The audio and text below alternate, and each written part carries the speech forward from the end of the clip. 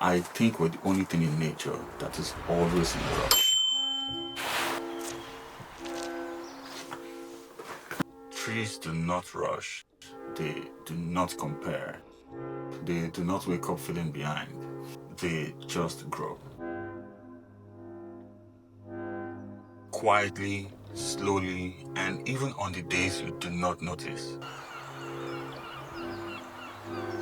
And I realized something: growth isn't loud. It's not always visible. Sometimes it looks like this: being still, learning, breathing, walking, and just living life. So, if you feel like nothing is happening, maybe you're just growing in a way you cannot see yet.